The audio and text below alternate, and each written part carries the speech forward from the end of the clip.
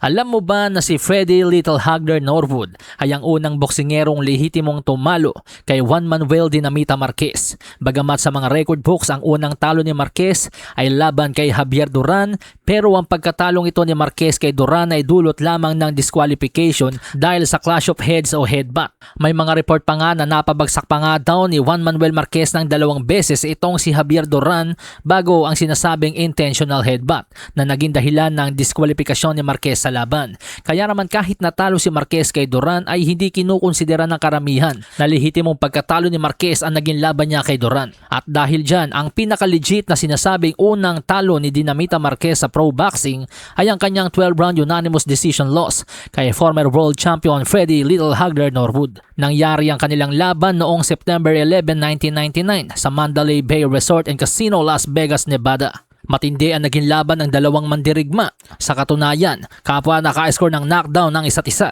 Sa round 2 napabagsak ni Norwood si Marquez ng tamaan ng solid left. Bagsak ang tinaguriang Dinamita. Pero tulad ng ibang mga naging laban ni Marquez, siya ay palaging bumabangon at bumabawi. Si Norwood ay tulad ni Pacquiao na isang southpaw, pero hindi siya volume puncher like Manny. Isa siyang calculated counter puncher. Mabilis ang footwork, magaling tumiming, malupit ang agility. Dahilan upang mahirapan din talaga sa kanya si Juan Manuel Marquez. Sa round 8 napabagsak ni Marquez si Norwood pero hindi po binilangan ng referee. Ganun pa man sa round 9 tuluyan ng naka-score ng knockdown si Marquez nang magpakawala ito ng 1-2. Sa mga sumunod na rounds, match na match ang palitan ng dalawang boksingero. Okay ang mga kombinasyon ni Marquez, pero ayos din ang paisa-isang solidong suntok ni Norwood.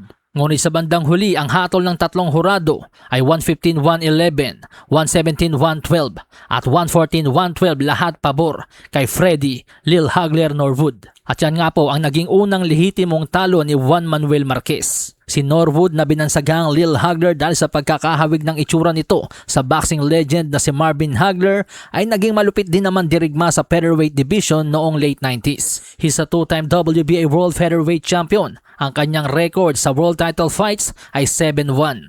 May pagkakataon sanang mag-cruise ang landas nila ni pambansang kamao Manny Pacquiao noong early 2000 kung hindi lamang nagpahinga ng 6 na taon itong si Lil Hagler. Matapos kasi yung kontrobersyal na pagkatalo niya kay Derrick Gainer noong September 9, 2000. Year 2006 na bumalik itong si Freddie Norwood. Wala na siya sa mga top 10 rankings habang si pambansang kamao naman ay lock-in na sa mga rivalries kina Eric Morales, Marco Antonio Barrera at Juan Manuel Marquez.